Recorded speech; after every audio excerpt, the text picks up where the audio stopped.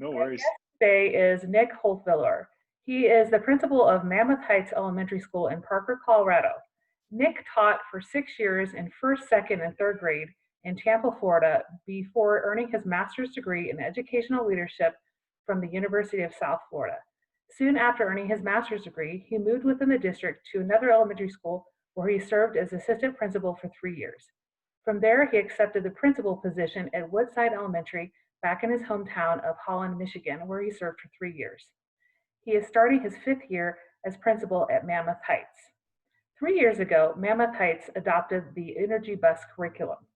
Nick is an active poster on Twitter of TikTok videos documenting his hashtag dads as principals and hashtag fit leaders experience as a dad to three young kids during the pandemic school cultures. Welcome to the podcast, Nick. Well, thank you so much for having me, Dana. I'm very, very honored. Thank you so much. Well, talk to me a little bit about your background and a story of coming out of the trenches. And you told me a little bit in the pre-chat about your road to becoming a principal wasn't the typical road, and even getting into education, you had a little bit of experience outside of education before becoming a teacher. Very true. Yeah, I took a very windy road to where I sit today, and it started out going to a small liberal arts college called Hope College, where I thought I would be an educator from the very beginning, but I fell in love with television and video production. Mm-hmm. And so I veered off towards becoming involved in the television industry. And I thought to myself, why can't I maybe just combine the television industry with education? So my dream job was actually working for Mr. Rogers or Sesame Street. That was my dream. My dream suddenly got crushed when I realized those are the only really two shows you can really work at, and it's really, really tough. And they're not even in the state of Michigan. Mm-hmm. They're in Pennsylvania and on the East Coast. So I then had a communication degree and wanted to continue working in the television industry. So I worked at a NBC affiliate in Grand Rapids, Michigan, Wood TV, and that was a great experience. I worked there for 5 years, but it was after my third year at Wood TV, I decided I'm just not doing what I was called to do. And I remembered my passion for kids and my desire to work in education. And I decided to continue to work full time. And I actually went back to my alma mater at Hope College to change my communication degree into a language arts education, elementary education degree. Mm-hmm. And that was a big risk. That was tough because I was 28 years old at that time. I was out of college for 5 years, and I'm with a bunch of kids trying to be teachers. And it's not a school where you have like transfers and adult learners. So, but I kind of had to do what I had to do to turn that communication degree into a degree for elementary education. And I had a lot of great guidance from some counselors and professors at Hope College. Got that in my teaching degree. And then I find out, as much as it is hard to become a member of Mr. Rogers' Neighborhood television crew, it's almost as hard to become a teacher in Michigan back in that time. Not very many openings, and when they opened, there was 500 applications. Mm-hmm. So, being recently married, my wife and I decided let's just go to where the jobs are, because I worked so hard to become a teacher, and I wanted to get started right away. I felt like I was already behind times because of my choice to switch. Mm-hmm. So from there, we moved to Florida. I got my first teaching position. I was a third grade teacher, first grade teacher, second grade teacher, before moving out into the administration world within that same district, as you mentioned in the intro. So from there, I had principals and teachers say, you should be an administrator. And I was like, no way. I would never want to do what my principal does.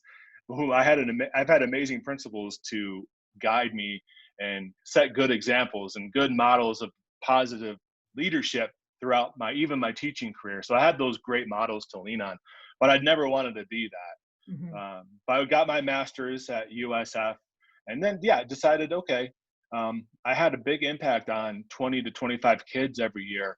I would like to take that impact a little bit further into the overall school community, and take that leadership and that positive energy that I thought I could bring, that I brought every day to 20 to 25 kids. I wanted to bring that to 600, 500 kids.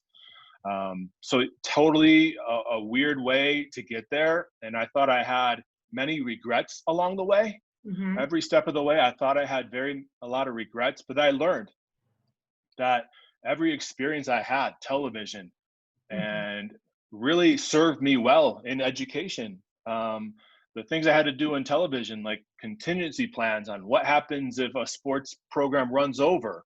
I was in charge of putting together these what ifs for just a simple thing as a golf going into extra holes, Yeah. and so, and it's serving me very well this time of year, where we are beginning a new school year, and there's so many questions and so many contingencies around what is school going to look like as we reopen safely for our students here in the era of COVID-19. So that served me well. And then just, I used to have a sales position, and so it was the worst. I hated sales, but I learned that it's about building relationships, not just about the sales numbers. And sales is always a lot of times driven by numbers and quotas. Yeah. It goes, and I learned pretty quick, it goes beyond that. And that has served me well as a teacher and administrator, is that it's not about the numbers. It's not about test scores. It's always going to be about relationships. And that's what continues to drive the day. So yeah, a weird and winding road for sure. And like I said, I learned so much every step of the way. And what you think is a regret can turn into an experience that you can use in whatever path you choose. Yeah, no, I think that's a great point to make, and how your past experiences lead to help you in your current job. And you also talked in the pre-chat a little bit about being active in athletics in college, and how that helped you. You talked a little bit about being put into an AP job mid-year and you had to run after kids. Yeah. So for sure, I played high school football. It was one of my best experiences of my life. Thought I could take that experience, and I did play in college at Hope College. It was a Division III college, so nobody had any grand desires to go pro. It was just about the game, right? Yeah. So playing football was a great experience, working with the team and continuing just to have a healthy lifestyle throughout my life. And from there, I worked at a school much like Mammoth Heights. It's no secret. Anybody can look it up. We have a very low, school reduced lunch population. We're a high SES population. And my first job as a teacher was very, very similar. And when I was moved into an AP position in the middle of a school year, which was tough because it's always about building relationships with kids. And I had to say goodbye in October so I could get that first AP role at a school that was very different. And so I remember the first day sitting in my office, feeling very, very strange that I wasn't in a classroom. My whole experience was just kids. And now I was in an office, not quite sure how to handle it. And then a teacher just runs into my office and says, "We have a runner." And I'm like, "Wait, what are you talking about?" And they're like, "Yeah, this kid's running. He's on the street outside." I'm like, "Kids do that?" I couldn't quite believe that kids would actually run off campus. And so it got to the point where I was out there, very, very carefully, not making sure they run into traffic, but diligently, strategically trying to get these kids back into the building safely and properly. And I can honestly say I didn't have any kid escape because I was always faster, thanks to my football experience. So, so yeah, it got to a point where they're gonna run, and I was pretty confident I was gonna get them back. Yeah, you surprised them that right. How they could outrun you. Yeah. I think the AP before me wasn't as limber and mobile. I can tell you that. So yeah. So tell me a little bit about a story. You said you had some students this past year that experienced a little bit of a culture shock coming from Houston, and how you worked with them. Great question. And two kids I dearly love, and I haven't really heard from them much because of what happened at the end of the school year last year. And our biggest worry were these two kids, and they came to us last year. They came to us from inner city Houston, where their culture, I'm just going to say according to them, right? According to these kids, I don't really have any evidence to show, but I have a pretty good understanding that these kids felt that the only way they would survive is through fighting and through disrespect. That's the way they would prove themselves. That's the way they survive. And when they came to Mammoth Heights, a very, very different culture, which I think we're going to go into a little bit later, is fighting, disrespect, very much frowned upon. You build your reputation on positivity, on kindness, on respect. And so that was a project of love for 2 years with these kids. We saw great strides. We took a lot of strides backwards. But it just kind of reinforced the notion that Mammoth Heights is a very, very special place. And the culture we build is something we do have to teach. We have to be intentional about our culture. We have to be intentional about that environment of positivity. So that was just another aspect of, we got to teach these kids, you know, and the people that just put their arms around these two kids was inspiring. And it was inspirational. So I don't know exactly what's happening to these kids. I know I have connections through some siblings that have been here for a while at the high school level. So I'm looking forward to connecting with them and knowing that they always have a place to visit Mammoth Heights and get to know what they can do to continue their journey to get that positive education that'll help them out for the rest of their lives. And it just goes to show you have to be intentional with kids, and you have to be intentional with our teachers that walk into the building brand new. And because it's true, not every teacher understands a positive, energetic culture. So we continue to teach that to teachers. So it's always about being intentional. It's about the common language that we have instilled in our community, not only in Mammoth Heights, but the Stonegate community, I would even argue, is utilizing that same language. Yeah, so you talk about how you started working with the energy bus in Michigan, and then you implemented that system at Mammoth Heights. And talk to me a little bit about the energy bus and got interested in the program. Yeah, absolutely. And I actually just drove back from Michigan to Colorado by myself. So I put on a book on audio tape that I haven't listened to in a long, long time, because I keep getting the question, how did you find out about the energy bus? And now I remember why, because I was listening to Good to Great by Jim Collins. And my former superintendent in Michigan was a very big Jim Collins fan, Good to Great. And Jim Collins talks about getting the right people on the bus and getting your bus moving in the right direction. So he would, my old superintendent would always talk about getting the right people on the bus. And I'm like, I don't remember exactly what book that was from. But then I looked it up and I'm like, oh, it must be the energy bus. And so I read the energy bus and I realized, wow, this is exactly how it reflects a lot about my life. It reflects a lot about my leadership style. So personally, that book spoke to me. It's 200 pages, took me like 2 hours to read. I've probably read it 5 times. I listened to it on audiobook. It's just it's a way to understand that positivity doesn't come easy.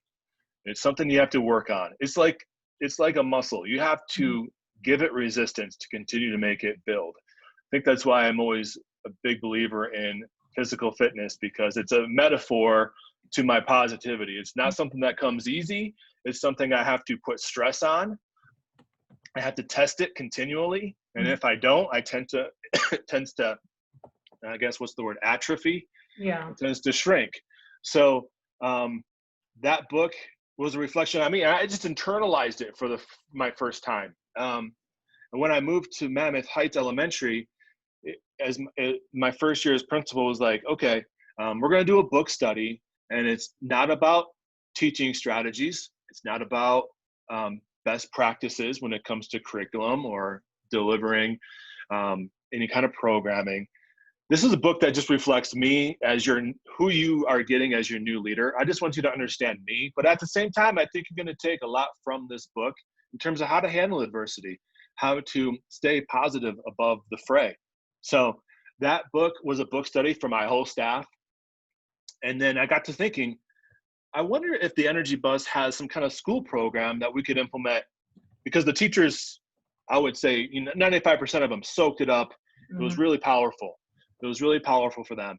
And it brought in it was introspective, which I appreciated. And I didn't want to just go in and just talk about teaching strategies and all these. I wanted to start introspectively. So the Energy Bus gave me that opportunity to start that conversation. So from there, I started doing some research. Can we give this to our kids? Can we give this power of choice and positivity and rising above adversity? Can we give that to our kids? I think that's missing with our kids, is when it comes to when things get tough, do we run away? Or do we use that as an ability to become stronger? Once again, it goes back to those like lifting weights. As a metaphor, we got to use our struggles as opportunities. And that's a big part of the Energy Bus. So I went online and I did find out that there was just starting out a program called the Energy Bus for Schools Leadership Journey. And looking at what we had in place at Mammoth Heights, we had the lifelong skills and guidelines as our like core leadership, character building program. Not that anything in there was bad, but it just needed we just needed to freshen it up. So we did that. I did some research on the Energy Bus. Only 5 schools across the country were just trying out and piloting the Energy Bus for Schools, getting some really good positive feedback. Started following John Gordon on Twitter, started following Nikki Spears, who's the co-founder of the Energy Bus for Schools, on Twitter, seeing what they were doing. I'm like, this is what we could use at Mammoth Heights. The teachers were already bought on because we just read the book, and it was nothing that was mandated. Nothing was mandated with that. So from there, I reached out to Nikki Spears, and there's a process, and find out that Michelle Frenchie, she's the principal over at Stone Mountain in Douglas County. And she's a big John Gordon fan too. So we got to talking informally at a principal meeting and like, hey, I found this program about how you could be an Energy Bus certified school, much in the same vein as The Leader in Me, how it's based on The 7 Habits of Highly Effective People by Stephen Covey. We decided like, let's be innovators, let's be first adapters, and see what this can bring to our schools. So at Stone Mountain and Mammoth Heights, we actually opened up in the same year. Our founding principals, I think David Ray, I know David Ray at Mammoth Heights, and Michelle Unger at Stone Mountain, they worked together to open up their schools. And it kind of 11 years later, those same 2 schools came together to be the first 2 schools in Colorado to be Energy Bus certified schools. So that has just brought a whole new dynamic for our kids. And that common language, the 7 principles of the common language throughout our building. And we'll have schools all over literally the country visit our campus because they see what we're doing on Twitter, on Instagram, on Facebook, because we want to put that out there. We want to put out more positivity than the negative. And so we have schools visit and they say, how in the world did you get like every one of your teachers to buy in? Because it's everywhere. It's permeated throughout our campus. And they're like, how in the world did you get everybody bought in? I'm like, I just said 3 words. I just said the Energy Bus. They already read the book. They already were bought in. Now that we had a more direction on how we wanted to actually implement that into our building and into our culture, it just took off like rocket fire. And so I didn't really have to do a lot of convincing to get buy-in. And I think that's actually how you get buy-in, is that the leader's passionate about it. The leader models, they gives perspective and to the teachers now understand it. And because it wasn't mandated, I think is because I got a lot of buy-in. So that has just brought a new dynamic to our community. I see the language being used on Facebook by our parents. I use it on the morning show. I do a YouTube show every morning called Good Morning Mammoth Heights.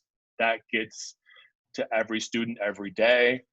And I have 2 kids of my own at Mammoth Heights, and they come home and they're using the energy bus language. They're using it on me. If I start complaining, they'll be like, "Dad, who's the driver of your bus?" I'm like, "I am." You're right. I'm the driver.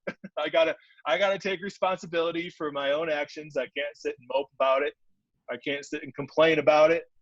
I'm the driver of this bus, and I gotta take responsibility. So that's kind of like the story of the energy bus. And I think the energy bus for schools is over 200 schools across the country, continues to grow under the leadership of Nikki Spears and John Gordon himself. So it's kind of cool, when you put something out on Twitter about the energy bus and John Gordon comments on it, the guy who started it all. So I love that, the ability to just communicate with celebrities and personalities all across the country through Twitter and Facebook and Instagram.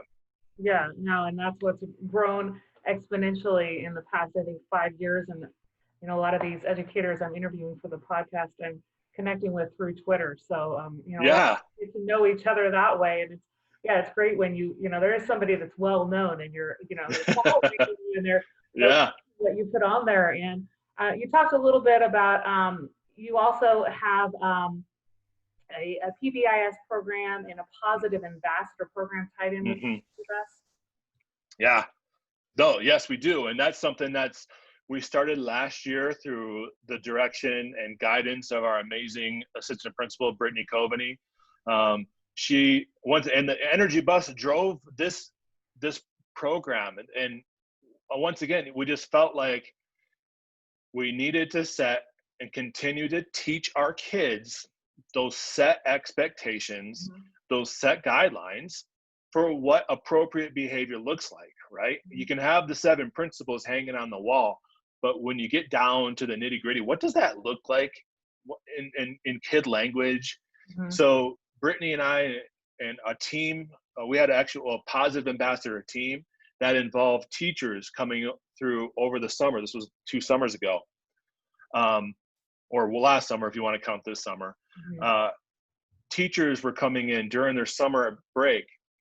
Kids were coming in. It was great. One time I just kind of walked into the conference room and there's Brittany Coveney with 6 soon-to-be 6th graders, helping them develop the Positive Ambassador program. And the Positive Ambassador kind of comes from our tagline at the end of our morning show. So that's something that kind of morphed, genetically came about. And so that was cool. And then Brittany really took 3 of our principles, energy bus principles, and had it drive the entire PBIS program and what those look like. And if my memory serves me right, it's "you're the driver" is a principle that kind of drives what we do in the library, what we do in the hallways, what we do in the cafeteria, what we do in the classroom. Those expectations were all lined up and specifically taught for our kids. Love your passengers. And there's one other one, and I'm drawing a blank in terms of what was specifically on our PBS plan. But those were a big deal because through that plan, we were able to then start collecting data, right? And so when we did have office referrals, positive or negative, we were able to see what these skills were lacking. So why are these students coming to the office? We started to be able to look at trends and look at what was going on in certain classrooms at certain times. Is it happening in the lunchroom? Are these behaviors happening at recess? And so taking that data, another form of data that goes beyond just the data of a test score, but a data that we can use to help develop our kids to become better citizens and better leaders. We call that our care data wall, right? It's beyond the test score. So that was cool too. And having that data to be able to plan PD, to be able to talk to our guidance counselor, like, hey, this is something that's missing that we're having a lot of kids come to the office for. And then quarterly we would meet as a grade level, and our specialist teachers would explicitly teach those expectations and guidelines to our kids every quarter. And then after the first quarter, the second quarter we met with our kids, Brittany was showing the actual data to the kids, having conversations around the data that was produced indirectly by the students. So the kids were kind of shocked to see the data, which was an eye-opening experience for them. And we'd ask, why do you think this is happening? And then they would give us their feedback, and then we would give that feedback to the teachers. So it was that actionable feedback cycle that we continue to use through a PBS program, solidly based within the Energy Bus for Schools principles. Yeah, so you come pretty much full circle and using Energy Bus principles, but also using PBIS and implementing something that kids are able to understand and reflect back on, and then learn from those maybe mistakes, but also you're talking about getting positive referrals as well, and shining a light on those kids that are those positive ambassadors. And that leads a little bit into you're a principal who's very visible, on social media and doing videos for your community. Talk to me a little bit about how your experience working in television and communication has helped you be able to make these videos and really be visible to your community. No, great question. Once again, goes back to what I thought was a regret turning into a strength. And that it's always been a passion of mine, the video production, and being, it mainly started on Twitter. I'm a big believer in, and I think it's a quote by George Couros, be so positive that the negativity can't be heard. We're in a situation in Mammoth Heights. I have 5 or 6 charter schools in my attendance area. So I have some pretty healthy competition. So it kind of started with, all right, I'm going to just talk to whoever wants to listen, that Mammoth Heights is a very special place. I'm going to shout that from the rooftops on Twitter. I'm going to showcase everything that we're doing. And if it resonates with people across our community, that's what we need. And that ultimately protects our school, protects our teachers, based on having students want to be a part of it. And more students we find out want to be a part of it. So that was the first driver of that. And then that kind of morphed into Instagram, where I just kind of focus on a healthy lifestyle, and my family, and showcasing that, principals aren't all just sitting in an office.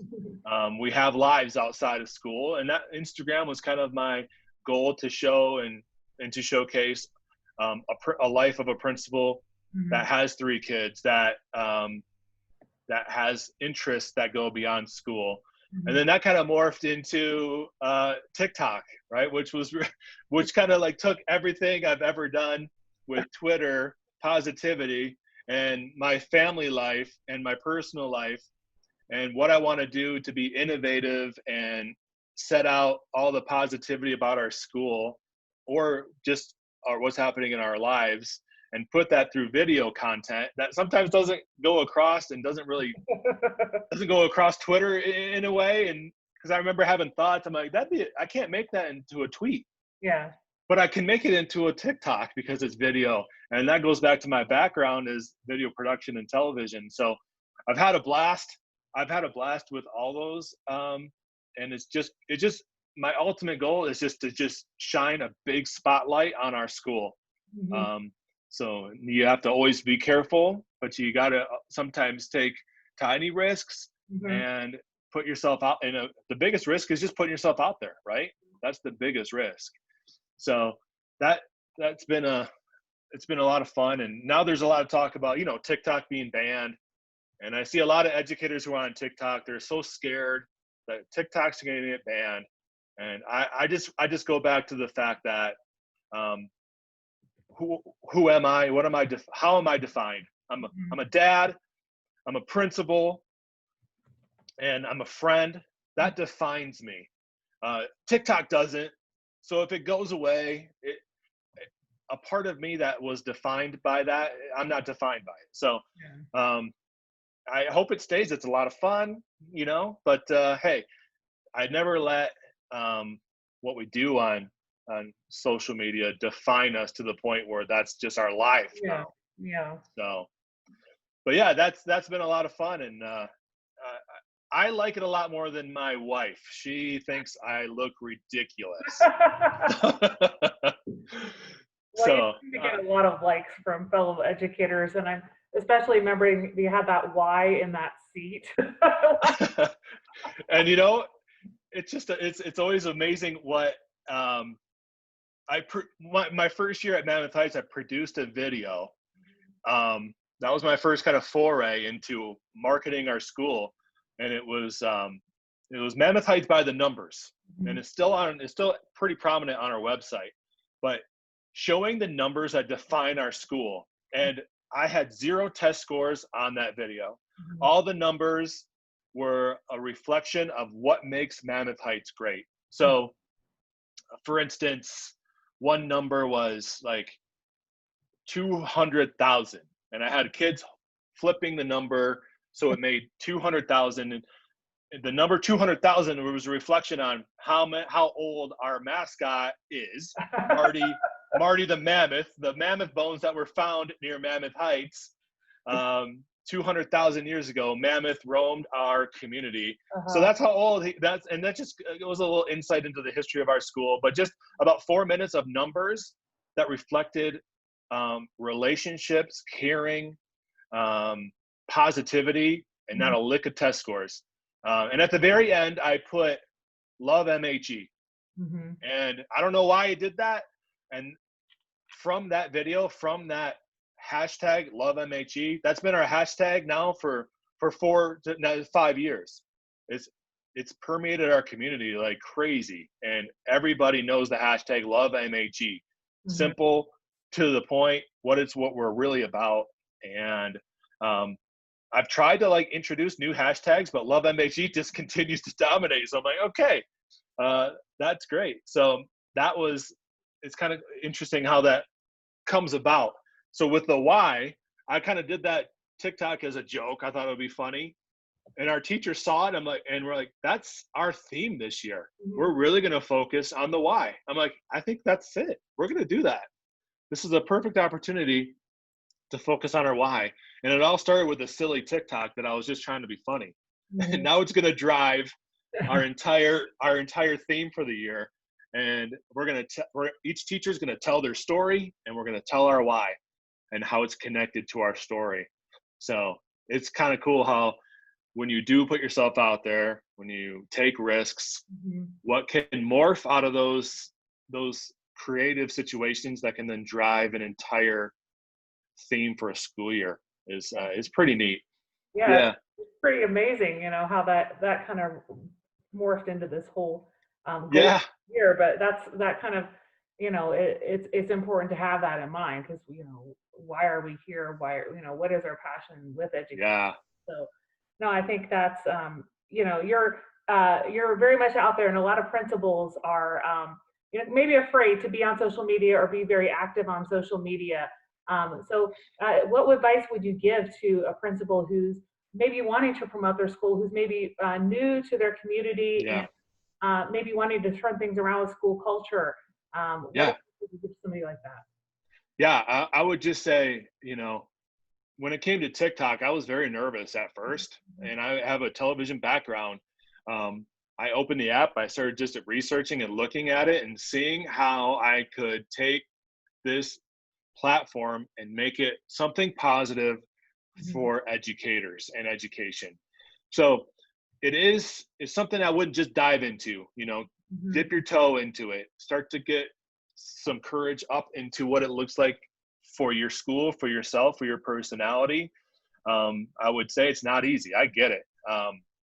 So research, explore, and I always go back to one of my teachers, I think in grad school, talking about technology, and it was kind of new. It was 2004, and technology and all these programs were kind of new. And I just remember a professor saying, you know, hit the buttons. You're not going to break it. So, you know, so my advice is just just start hitting buttons, because Yeah. you're not going to break anything. That's my advice. And I also say, you know, I became a better principal and a better leader when I decided that I'm not going to ever be afraid. I don't know if this is, I mean, it's kind of a bold thing to say. And obviously I'm very, very, very cautious, but I'm not afraid to get fired. That's, you know, I think my first few years, I was just so scared. Like, if I do something wrong, that I'm going to get reprimanded. I'm going to get fired for this. The minute I got rid of that mindset to take risks, to obviously be cautious, don't be dumb. But have a mindset of risk taking. Have a mindset of don't worry about getting fired. It's actually pretty rare. It's actually pretty rare for principals to get fired. You have to do something pretty darn crazy. So that's my advice. Just push some buttons and take risks. Yeah, and the risks that you're taking are, you know, gaining a lot of followers and, you know, putting your community out there, and people know who Mr. H is. You know, they're wanting to come to Mammoth Heights because they see your personality, and a lot of that's, you know, shining through your school website and your Twitter feed. Oh, good. Turn it into a positive thing that way, you know. Yeah, no, that's great. And then and I'll tell you, when they come to Mammoth Heights, they see it goes beyond the Twitter, it goes beyond the Instagram and Facebook and TikToks, because we have amazing teachers every step of the way, in our specialists, in our grade level teachers, our EAs. So yeah, we'll get them in the door through TikTok, but then it's our goal to say that it goes beyond that. This is what we live. This is our culture. This is our life. And this is what we try to live every day. We're not perfect. We have our mistakes and we have our setbacks, but we have our 7 Energy Bus principles to lean on when we have those difficult situations that arise. So out of everything we talked about today on the podcast, what's one thing you especially would like listeners to remember? Yeah. So I would just continue to emphasize that there are really no regrets or mistakes. And those experiences in life that we have, where we think we may have maybe missed our calling or taken a step in the wrong direction, those are learning opportunities that are going to serve us well in the future. So and that's just personal experience from myself, is that there are no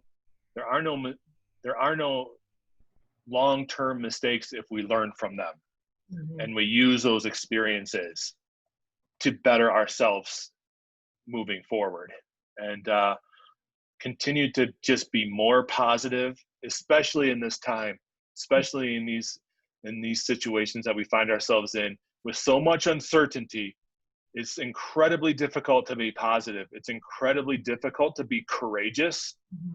And this is the time we need it the most. So if we can't be positive now and we can't be courageous now, then when will we be? When it's easy?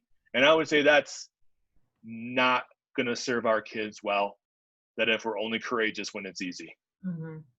I think those are great words to remember, and, you know, leading into reopening of schools, and you know, keeping that in mind, positive attitude, doing what's best for kids, and you know, being courageous, taking risks.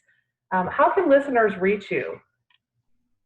So yeah, you know, I'm on Twitter it's Nick Holtvluwer. It's at Nick Holtvluwer, and it's NICK, no space, no underscore. It's just Nick, and then Holtvluwer, capital HOL, T as in Tom, V as in Victor, LUWER.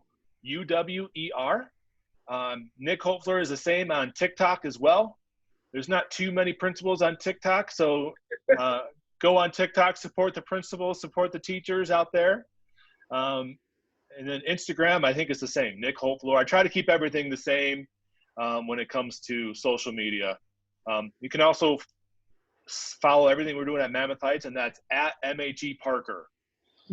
at MHE Parker. So yeah, I always follow back. If I get a follow, I'll follow back, and I love to see what's happening all across the country in the educational world. So yeah, that'd be awesome. Great. Well, thank you so much for being on the Out of the Trenches podcast. Oh yeah, this is great. Thank you so much, Dana. This was a lot of fun.